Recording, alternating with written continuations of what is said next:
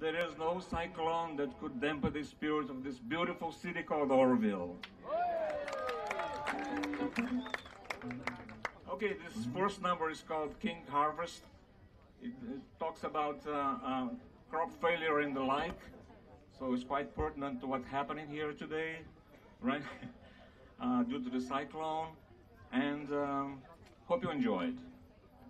Okay, crank it up, boys.